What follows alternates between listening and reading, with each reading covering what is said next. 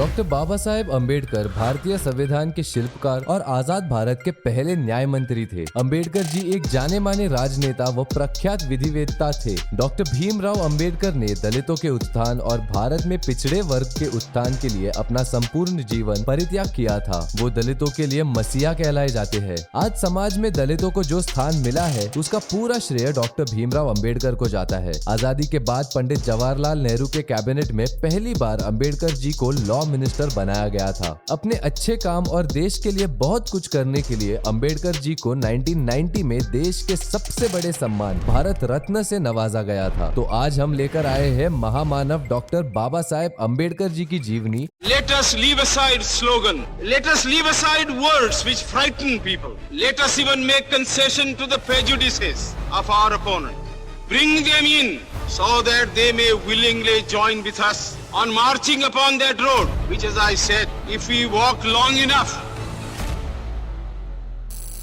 अम्बेडकर जी अपने माँ बाप की 14वीं संतान थे। उनके पिता इंडियन आर्मी में सूबेदार थे और उनकी पोस्टिंग इंदौर के पास महू में हुई थी। यही भीमराव जी का जन्म 14 अप्रैल 1891 में हुआ था। 1894 में पिताजी राम जी के रिटायरमेंट के बाद उनका पूरा परिवार महाराष्ट्र के सातारा में शिफ्ट हो गया। कुछ दिनों के बाद उनके माँ का देहांत होने पर राम जी अम्बेडकर दूसरी शादी करके मुंबई शिफ्ट हो गए। 4 अप्रैल 1906 को भीमराव जी और रामाबाई का विवाह हुआ। उस समय भीमराव जी की आयु 15 साल की थी और रामाबाई जी की 9 साल। छुआछूत के बारे में अम्बेडकर जी ने बचपन से ही देखा था। वो हिंदू महार कास्ट के थे और उन्हें हिंदू महार होने की वजह से बेहद दिक्कतों का सामना करना पड़ा था। ऊंची कास्ट के लोग इन्हें छूना भी पाप समझते थे। इसी वजह से अम्बेडकर जी को समाज में कई जगह भेदभाव का शिकार होना पड़ा। इस भेदभाव और निरादर का शिकार अम्बेडकर जी को आर्मी स्कूल में भी होना पड़ा था, जहाँ वो पढ़ते थे। उनके कास्ट के बच्चों को क्लास के अंदर तक बैठने नहीं दिया जाता था। टीचर भी कभी उन पर ध्यान नहीं देते थे। उनको पानी के ग्लास को भी छूने से मना किया था और अगर कभी पानी पीने में मन करे तो स्कूल का चपरासी उन्हें ऊपर से पानी डालकर देता था। अगर किसी दिन चपरासी नहीं आता तो उस दिन उन लोगों को पानी तक पीने नहीं मिलता था। मगर इन्हीं कठिनाइयों को पार करते हुए छोटे भीमराव कभी रुके नहीं। एक ही कमरे में पूरे परिवार को रहना पड़ता था और सोने की व्यवस्था भी सही नहीं थी। जब उनके पिता सोते थे तो वो दीपक की हल्की रोशनी में पढ़ाई करते थे। भीमराव अम्बेडकर संस्कृत पढ़ना चाहते थे, लेकिन छुआछूत के प्रथा के अनुसार और निम्न जाति के होने के कारण वो संस्कृत नहीं पढ़ सकते थे। विडंबना की बात ये थी कि विदेशी लोग संस्कृत पढ़ सकते थे। डॉक्टर भीमराव अम्बेडकर ने 1907 में मैट्रिकुलेशन पास करने के बाद एल्फिंस्टन कॉलेज में एडमिशन ली और 1912 में ग्रेजुएट हुए। उन्होंने 1913 और 1915 के बीच प्राचीन भारत व्यापार पर एक शोध प्रबंध लिखा था। डॉक्टर भीमराव अम्बेडकर ने 1915 में कोलंबिया विश्वविद्यालय से अर्थशास्त्र में MA की शिक्षा ली और 1917 में PhD की उपाधि प्राप्त कर ली। National development for Indian and analytical study विषय पर उन्होंने शोध किया था। 1917 में लंदन स्कूल ऑफ इकोनॉमिक्स में उन्होंने दाखिला लिया, लेकिन साधन के अभाव के कारण वो अपनी शिक्षा पूरी नहीं कर पाए। कुछ समय बाद लंदन जाकर लंदन स्कूल ऑफ इकोनॉमिक्स से अधूरी पढ़ाई उन्होंने पूरी की और इसके साथ साथ MSc और बार एट लॉ की डिग्री भी प्राप्त की। अपने युग में सबसे ज्यादा पढ़े लिखे राजनेता और विचारक थे बाबा साहेब अम्बेडकर जी।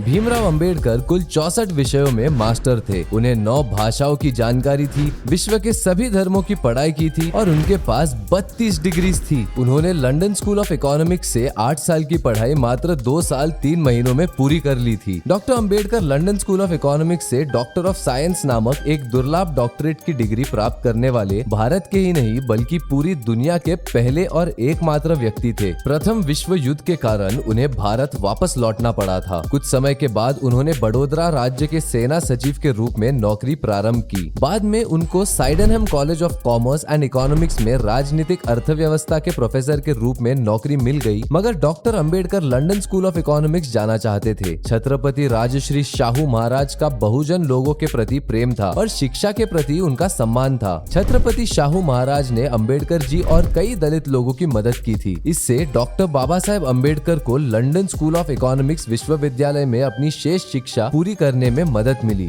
अगर देखा जाए तो राजर्षि छत्रपति शाहू महाराज के ऊपर पूरी वीडियो बन सकती है और इस टॉपिक को हम किसी और दिन कवर करेंगे। तो वापस आते हैं अम्बेडकर जी पे। लंदन यूनिवर्सिटी ने उन्हें डीएससी के अवार्ड से सम्मानित किया था। इसके बाद अम्बेडकर जी ने कुछ समय जर्मनी के बोन यूनिवर्सिटी में गुजारा और यहाँ उन्होंने इकोनॉमिक्स में अधिक अध्ययन किया। 8 जून 1927 को कोलंबिया यूनिवर्सिटी में उन्हें डॉक्टर की बड़ी उपाधि से सम्मानित किया गया। जब अम्बेडकर जी भारत लौटे तो उन्होंने देखा कि छुआछूत और जातिवाद जो किसी बीमारी से कम नहीं था, ये देश को कई हिस्सों में तोड़ रहा था और उन्हें लगा कि इसे देश से निकालना बहुत जरूरी हो गया था। अम्बेडकर जी ने इसके खिलाफ मोर्चे छेड़ दिए। अम्बेडकर जी ने कहा कि नीचे जाति और जनजाति एवं दलित के लिए देश में अलग से एक चुनाव प्रणाली होनी चाहिए। उन्हें भी पूरा हक मिलना चाहिए कि वो देश के चुनाव में हिस्सा ले सके। अम्बेडकर जी ने इनके आरक्षण की भी बात सामने रखी। अम्बेडकर जी देश के कई हिस्सों में गए और लोगों को समझाया कि जो पुरानी प्रथा चलती आ रही है वो सामाजिक बुराई है और उसे जड़ से उखाड़कर फेंक देना चाहिए।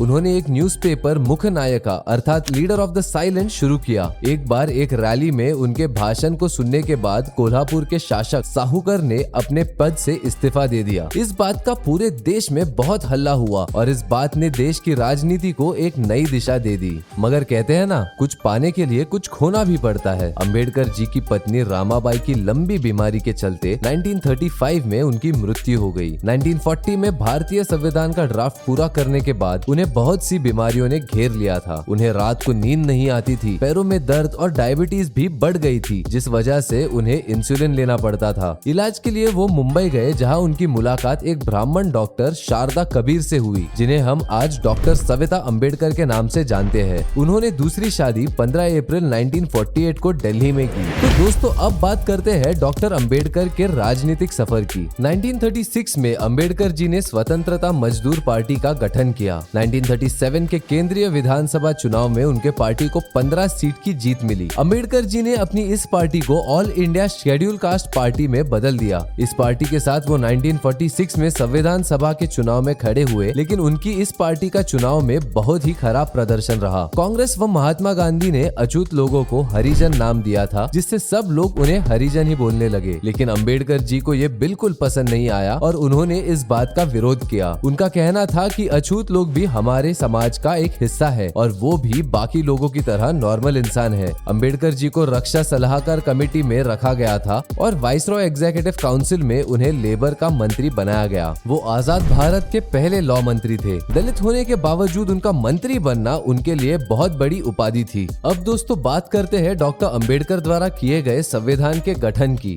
भीमराव अम्बेडकर जी को संविधान गठन कमेटी का चेयरमैन बनाया गया था। उनको स्कॉलर और प्रख्यात विधिवेत्ता भी कहा गया था। अम्बेडकर जी ने देश की भिन्न भिन्न जातियों को एक दूसरे से जोड़ने के लिए एक पुलिया का काम किया। वो सबके समान अधिकार के बात पर जोर देते थे। उनका कहना था कि अगर हम जातियों की अपनी लड़ाई खत्म नहीं करेंगे तो हम कभी भी एक सेक्युलर देश नहीं बन पाएंगे। 1950 में अम्बेडकर जी एक बौद्धिक सम्मेलन को अटेंड करने श्रीलंका गए थे और वहां जाकर उनका जीवन बदल गया। वो बौद्ध धर्म से अत्यधिक प्रभावित हुए और उन्होंने धर्म रूपांतर करने की ठान ली। श्रीलंका से भारत लौटने के बाद उन्होंने बुद्धा और उनके धर्म के बारे में बुक लिखी और अपने आप को इस धर्म में बदल लिया। 1955 में उन्होंने भारतीय बौद्ध महासभा का गठन किया। उनकी book the Buddha and his धामा का विभाजन उनके मरणोपरांत हुआ। 14 अक्टूबर 1956 को अम्बेडकर जी ने एक आम सभा का आयोजन किया, जहां उन्होंने अपने 5 लाख सपोर्टर्स का बौद्ध धर्म में रूपांतर करवाया। ये सभा नागपुर में आयोजित की गई थी और उस जगह को आज हम दीक्षा भूमि के नाम से जानते हैं। अम्बेडकर जी ने काठमांडू में आयोजित चौथी वर्ल्ड बुद्धिस्ट कॉन्फ्रेंस अटेंड की थी। 2 दिसंबर 1956 में उन्होंने अपनी पुस्तक the Buddha and Karl Marx का हस्तालिपित किया। पूरे जीवन भर किए भागदौड़ से अम्बेडकर जी अपने सेहत से बहुत परेशान थे। उन्हें डायबिटीज, आंखों में धुंधलापन